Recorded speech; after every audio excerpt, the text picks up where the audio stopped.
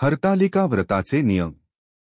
हरतालिका व्रत करत असताना खालील नियम लक्षात ठेवा, म्हणजे तुम्हाला व्रताचे फल निश्चितच मिळेल. 1. हे व्रत सुवासिनी आणि कुमारिका यांनी करावे. 2.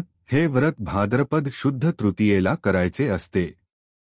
3. वटसावित्री, मंगळागौरी याप्रमाणे हरितालिका पूजा सामुदायिक पद्धतीने करता येते. 4. घरातील पूजेची जागा स्वच्छ असावी. 5. पूजेचे साहित्य तांब्याचे किंवा चांदीचे असावे. डाव्या बाजूला पूजेचा तांब्या ठेवावा. 6. पूजा करताना सर्व साहित्य जवळच आणून ठेवावे, म्हणजे मध्ये उठावे लागणार नाही. हरतालिका व्रत करताना खास पत्री, पाने आणि फुले लागतात, त्याची सोय आधीपासून करण्यास सुरुवात करावी, म्हणजे धावपळ होणार नाही. 7. प्राणप्रतिष्ठेनंतर विसर्जनपूर्व उत्तरपूजा होईपर्यंत मूर्ती हलवू नये.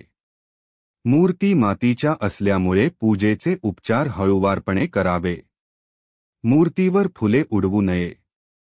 हलकेच फुले वाहावीत. देवीवर पाणी फुलाने शिंपडावे. 8. देवाला अनामिकेने गंध लावावे. कुंकू, अक्षता उजव्या हाताची अनामिका, मधले बोट व अंगठा यांच्या चिमटीने वाहाव्यात. 9. विड्याची पाने उताणी व देठ देवीकडे करून देवीसमोर ठेवावी. वर सुपारी ठेवावी. 10. शेंडी देवीकडे करून नारळ ठेवावा. 11. देवीच्या उजव्या बाजूला घंटा, डाव्या बाजूला समरू आणि तुपाचा दिवा, निरांजन उजव्या बाजूला ठेवावा. उदबत्ती निरांजनाजवळ ठेवावी. पूजेला प्रारंभ करताना समरू प्रज्वलित करावी. निरांजन पेटवावे. देवीच्या मूर्तीवर प्रकाश पडेल अशा पद्धतीने उदबत्ती, निरांजन, कापूरारती ओवाळावी. डाव्या हाताने घंटानाद करावा. 12. श्री हरितालिका व्रत कथा वाचावी. त्याचा इतरांनाही लाभ घेऊ द्यावा. 13. आरती म्हणावी. त्यानंतर देवीला महानैवेद्य दाखवावा. पूजा करणाऱ्या महिलेने संपूर्ण दिवस उपवास करावा. शक्य असल्यास पाणी सुद्धा पिऊ नये. रात्री जागरण करावे. 14. पूजेनंतर माता पार्वतीच्या नावाने एका सुवासिनीची खणानाराने ओटी भरावी. 15. दुसऱ्या दिवशी सकाळी उत्तरपूजा होईपर्यंत समरू पेटलेली असावी.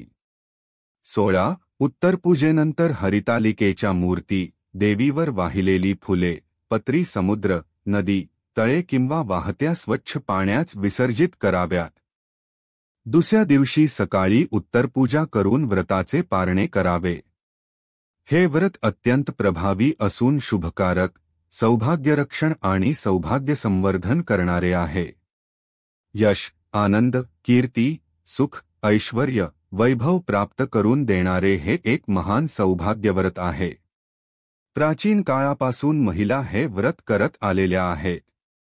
पतीचे प्रेम कायम राहावे, पती आरोग्यवान राहून त्याचे आयुष्य वाढावे म्हणून पतिव्रता स्त्रिया हे व्रत मोठ्या निष्ठेने आणि भक्तिभावाने करतात.